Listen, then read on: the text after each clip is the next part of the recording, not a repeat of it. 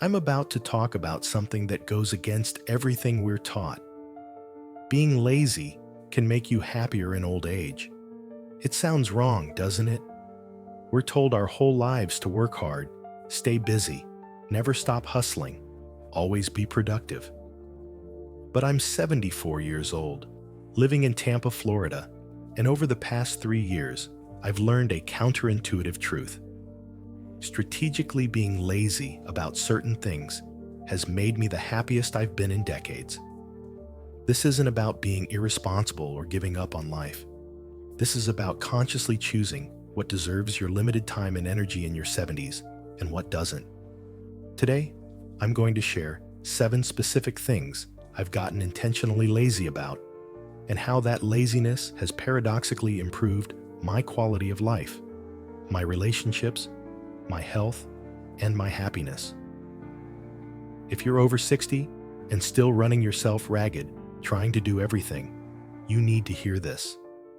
Learning strategic laziness might be the key to enjoying your retirement years. Let me tell you my story. My name is Kenneth Morrison. Everyone calls me Ken. I'm 74 years old, and I live in Tampa, Florida, specifically in the Carrollwood neighborhood off Dale Mabry Highway. I've lived here for 12 years. My wife Ruth and I moved from Ohio when I retired from my 40-year career as an insurance claims adjuster. We loved Tampa, the warm weather year-round, the beautiful Hillsborough River, access to beaches at Clearwater and St. Pete, great restaurants on South Howard Avenue, the Tampa Riverwalk downtown. We bought a 3-bedroom ranch-style home with a lanai and small yard. Ruth and I had good years here. Morning coffee on the lanai, afternoon walks at Lettuce Lake Park, dinners at Ulele or Columbia Restaurant, weekend trips to Tarpon Springs or Ybor City. Ruth died 2 years ago from ovarian cancer. Losing her devastated me. But after the initial grief, something unexpected happened. Living alone forced me to reevaluate how I spent my time and energy. And I made a radical discovery. I'd been wasting enormous amounts of both on things that didn't actually matter or contribute to my happiness. For decades, my entire adult life, I'd been busy. Always busy. Working hard, maintaining the house, staying productive, never sitting still. I thought that's what responsible adults did. But at 72, newly alone, I started questioning everything. Did I really need to keep doing all these things? What if I just stopped? What if I got lazy about things that weren't serving me? So I experimented. Over the past 2 years, I've systematically gotten lazy about 7 specific things. And here's the shocking result. I'm happier now at 74 than I was at 64 or 54. I have more energy, better relationships, less stress, and genuinely enjoy my days. The secret wasn't doing more, it was doing less. Let me share the 7 things I've gotten strategically lazy about. Thing 1, housework and yard maintenance. The first thing I got lazy about was housework and yard maintenance. For 50 years, I took pride in keeping an immaculate house and perfect yard. Every Saturday, I'd mow the lawn, edge, trim bushes, weed. Inside, I'd vacuum, dust, clean bathrooms, organize. Ruth handled cooking and laundry, but I did everything else. After she died, I kept it up for months. Then one Saturday, I just didn't. I was tired. It was hot. I didn't feel like it, and nothing bad happened. The grass grew a little taller. Dust accumulated. The world didn't end. So I kept not doing it. I mowed the lawn every 2 weeks instead of weekly. I hired a cleaning service. Mary Maids comes twice a month for $120 and does the whole house. I hired a lawn service. True Green handles fertilizing, weeding, pest control for $80 monthly. For bigger yard projects, I hired day laborers from the Home Depot on Dale Mabry. $100, and they'll spend 4 hours doing whatever I need. My house isn't magazine perfect anymore. My yard isn't the best on the block. But it's clean enough, neat enough, functional. And I'm not exhausted every weekend. Here's what I gained: time and energy. Every Saturday now, instead of spending 5 hours on chores, I spend maybe 30 minutes tidying up, and the rest of the day is mine. I go to the Tampa Museum of Art. I have lunch at Ichikoro Ramen on Florida Avenue. I visit the Florida Aquarium downtown. I sit on my lanai and read for hours. This is retirement. I worked 40 years to earn the right to not spend my weekends doing chores. Being lazy about housework has given me my life back. Thing 2, maintaining relationships that don't serve me. The second thing I got lazy about was maintaining relationships that don't serve me. I had friends and acquaintances I'd known for years, decades in some cases, who I continued seeing out of habit or obligation, not genuine enjoyment. After Ruth died, many disappeared, but a few kept calling, wanting to get together. And I realized something. I didn't enjoy their company. These were people who complained constantly, brought negativity, talked only about themselves, or whose company I simply didn't find fulfilling. Pre-Ruth's death, I would have maintained these relationships because that's what you do. But at 72, I ask myself, why? Why spend limited time with people I don't enjoy? So I got lazy about it. I stopped returning calls. I declined invitations. I let those relationships fade. It felt wrong at first, rude even, but it was incredibly liberating. Instead, I invested time in relationships I genuinely value. My neighbor Carlos, 68, is a retired teacher. We have coffee most mornings at Buddy Brew on Armenia Avenue and talk about books, politics, life. We laugh. I leave energized, not drained. My daughter Laura in Atlanta calls weekly, and we have real conversations. My son Mark visits from Orlando monthly, and we go to Rays games at Tropicana Field or take his kids to Busch Gardens. These relationships nourish me. The others were just obligations. Research supports this. A Stanford study found that older adults who pruned their social networks to focus only on meaningful relationships reported significantly higher happiness and lower stress than those who tried to maintain large networks. Being lazy about relationships that don't serve me has made the relationships I do have deeper and more meaningful. Thing 3, cooking elaborate meals. The third thing I got lazy about was cooking. Ruth loved to cook. Elaborate meals, recipes from scratch, the whole production. After she died, I tried to keep it up. I'd spend 2 hours making dinner for myself, marinating meat, chopping vegetables, using every pot and pan. Then I'd eat alone, clean up, and think, what's the point? So I got lazy. I stopped cooking. Not entirely. I still make breakfast and simple lunches. But for dinner, I've developed a rotation. Monday, I order pizza from Eddie and Sam's on Southdale Mabry. Tuesday, I get Cuban food from La Teresita on Columbus Drive.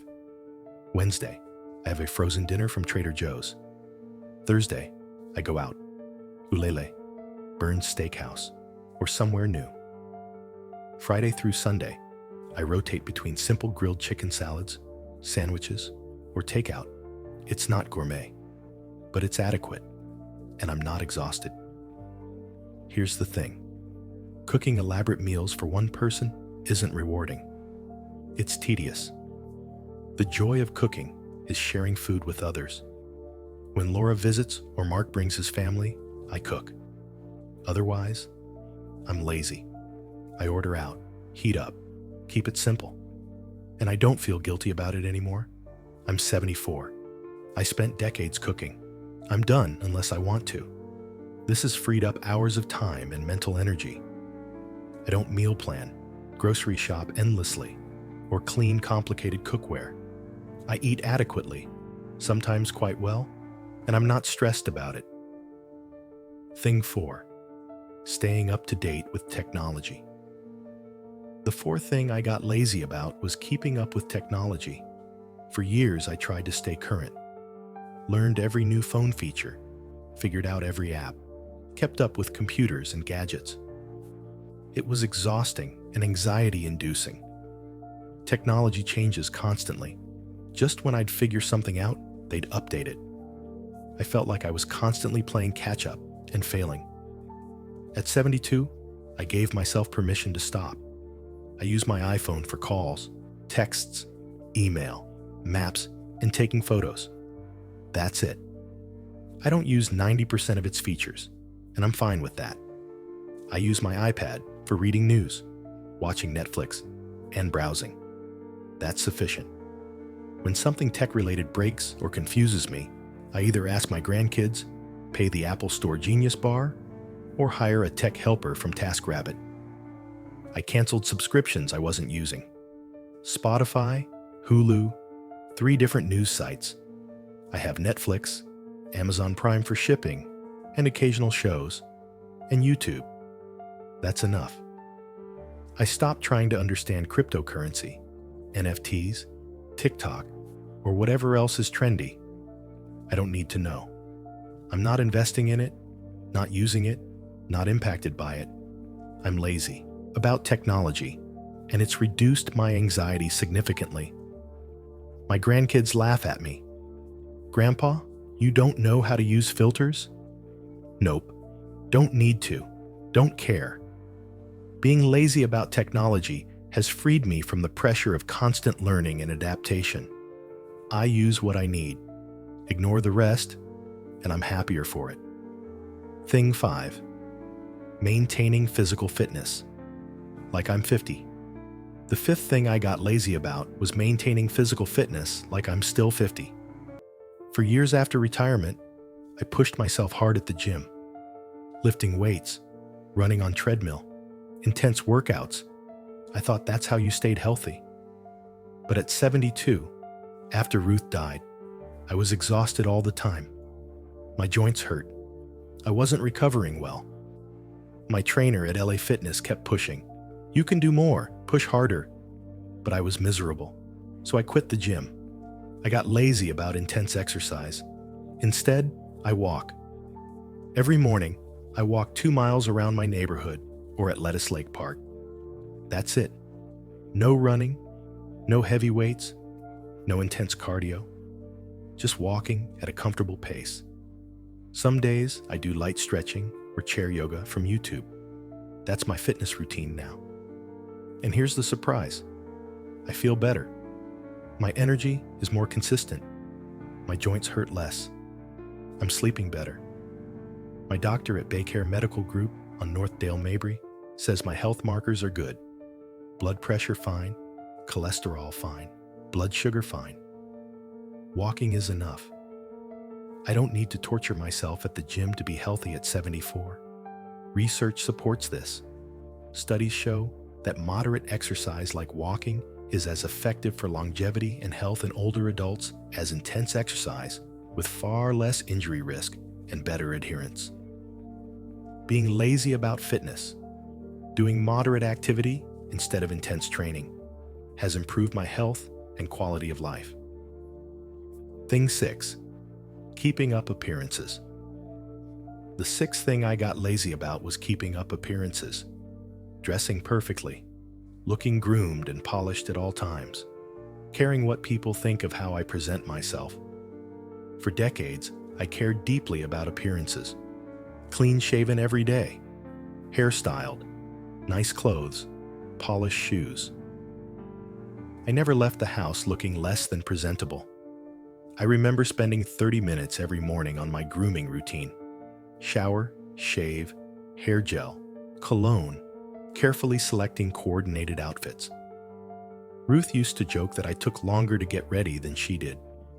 I'd change clothes 3 times if something didn't look right. Going to the grocery store required the same level of preparation as going to church. It was exhausting, but I thought that's what respectable men did. I judged other men who looked sloppy or or unkempt. I prided myself on always looking put together. At 72, I stopped caring so much.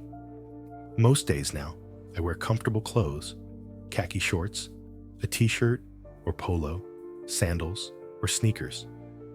My nice outfit is chinos and a button-down. I shave every few days when I feel like it, not daily. My hair is gray, and I wear it longer than I used to. I dress for comfort and practicality, not to impress anyone. The turning point came when I realized I was spending more time maintaining my appearance than actually living my life. I'd waste 20 minutes choosing the right shirt for a trip to Home Depot. Who cares? Nobody at Home Depot is judging my shirt. And if they are, that's their problem, not mine. When I go somewhere nice, a restaurant, the theater at Straz Center, I clean up. Otherwise, I'm comfortable. And nobody cares. Nobody's judging my appearance at Publix on Gun Highway. Being lazy about appearance has reduced daily stress and decision fatigue. Getting dressed takes 2 minutes, not 20. I've also stopped worrying about age-appropriate grooming. Society has all these unwritten rules about how older men should look. Clean-shaven, short hair, conservative clothing. Why? I'm 74. I've earned the right to wear my hair however I want and dress however I'm comfortable. If someone doesn't like my longer gray hair or my cargo shorts, they don't have to look at me. This extends to my home's appearance too. I don't worry about keeping up with the Joneses. My patio furniture is weathered. My car is 12 years old. My decor is dated. I don't care. These things don't bring me joy, so I'm lazy about them. My neighbors on both sides have perfectly manicured lawns, new cars in the driveway, and homes that look like they're staged for real estate photos. Good for them. But I'm not competing. My car runs fine. My furniture is comfortable. My decor is functional. I could spend thousands updating everything to look modern and impressive. But why? To impress people I don't care about. To maintain some image of success. I've worked 40 years. I've proven myself. I'm done performing for an audience that doesn't matter. Thing 7. Planning and scheduling. Everything. The 7th and final thing I got lazy about was planning and scheduling everything. I used to live by my calendar. Every day scheduled, every activity planned, every hour accounted for. Ruth was the same way. We'd plan dinners, trips, activities weeks in advance. We had a shared calendar on the fridge with color-coded entries. Blue for my activities, red for hers, green for joint activities, yellow for appointments. We'd sit down every Sunday and plan the entire week. Spontaneity was rare. Even free time was scheduled. I'd block out reading time or yard work time, like they were appointments. Looking back, we were managing our retirement like it was a job. After she died, I kept it up briefly. Then I realized, I'm retired. I don't need a schedule. I can be spontaneous. I can do nothing if I want. One day, I slept until 9 a.m. Unheard of when Ruth was alive, and just laid there thinking about what I wanted to do. Nothing was scheduled. Nothing was required. I could do absolutely anything or nothing. That freedom hit me like a revelation. Why had I been scheduling every hour? Who was I accountable to? The answer? No one. I'm retired. The whole point is freedom from schedules, so I got lazy about planning. I keep maybe 2 things scheduled per week: doctor appointments, lunch with Carlos, visits from family. Everything else is unplanned. If I wake up and want to drive to St. Pete Beach, I go. If I want to spend all day reading, I do. If I feel like going to the Florida State Fairgrounds for an event, I check online and go. No advanced planning, no rigid schedule, just living. Last week I woke up, checked the weather, perfect 78 degrees and sunny, and decided on the spot to drive to Anna Maria Island. 2 hours later, I was walking the beach, had lunch at a waterfront restaurant, and was back home by dinner. Total planning time, 5 minutes. Old me would have researched restaurants, checked reviews, planned the route, scheduled it weeks in advance, and probably stressed about traffic. New me just went, and it was perfect. This has been the most liberating change. Without a packed schedule, I'm present. I notice things, beautiful weather, interesting conversations, unexpected opportunities. I accept last-minute invitations because I have no conflicts. I take spontaneous day trips. My life feels less like a series of obligations and more like an adventure. Yesterday, Carlos called at 10 a.m. "Ken, want to check out that new Cuban place for lunch?" Old me would have checked my calendar, seen grocery shopping at 11 a.m. blocked out, and said I was busy. New me said yes immediately. Best Cuban sandwich I've had in years, and great conversation. I went grocery shopping later. The food didn't spoil. Nothing bad happened. But I had a wonderful, unplanned afternoon. Research shows that overscheduling increases stress and decreases life satisfaction, especially in retirement. Being lazy about planning has made me more spontaneous, present, and happy. The results, 2 years later. It's been 2 years since I started strategically getting lazy about these 7 things. The transformation has been remarkable. I'm happier than I've been in decades. My stress is minimal. My health is good. My relationships are deeper and more meaningful. I have energy and enthusiasm for life. I wake up genuinely excited for the day because I'm not facing a list of dreaded obligations. I used to wake up with a knot in my stomach, mentally reviewing my to-do list before my eyes were even open. Now, I wake up peacefully, make coffee, sit on my lanai, and think, what do I feel like doing today? That simple shift, from obligation to choice, has transformed my entire experience of retirement. My kids were concerned at first. Laura said, "Dad, are you okay? You seem different." I am different. I'm lazier, and I'm happier. Mark worried I was depressed because I stopped cooking and keeping a perfect house. I explained, "I'm not depressed. I'm liberated. I'm choosing what matters and letting go of what doesn't." They'd been raised watching me work constantly, maintain everything perfectly, never sit still. They equated my busyness with well-being. Seeing me be lazy worried them because they thought it meant decline or giving up. It took months to help them understand. I haven't given up on life. I've given up on performing. I've given up on proving myself. I've given up on obligations that don't serve me. That's not depression. That's wisdom. My friend Carlos understands completely. He said, "Ken, what you're describing isn't laziness. It's wisdom. It's knowing what deserves your energy and what doesn't. That's the whole point of retirement, to finally live on your own terms." Carlos went through something similar after his wife passed. He sold their big house with its demanding yard, moved to a condo, and simplified radically. He said the first year felt like he was being irresponsible or failing at being a man.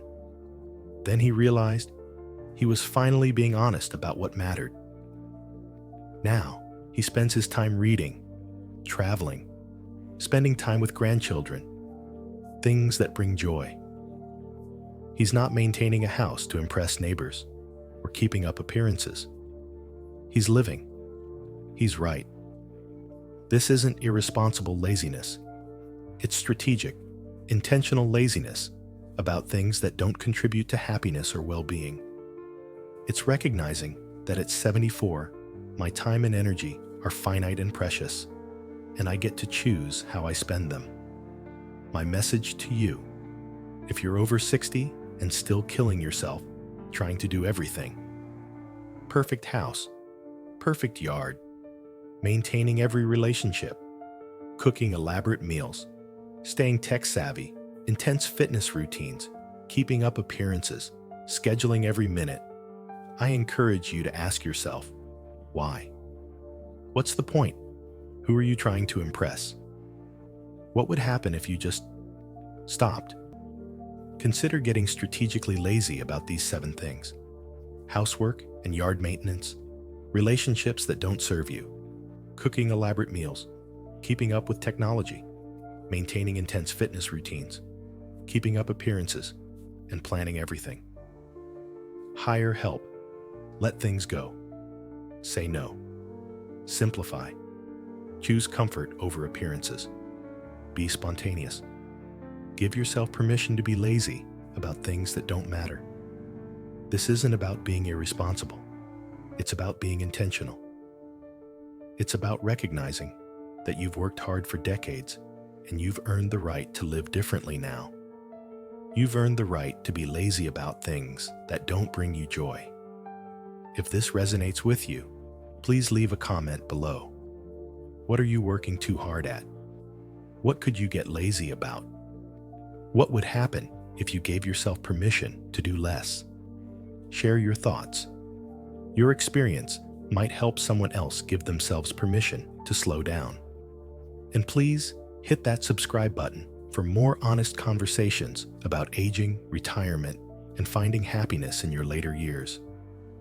Remember, the lazier you get about the right things, the happier you'll be. At 74, I finally learned that lesson. I hope my story helps you learn it sooner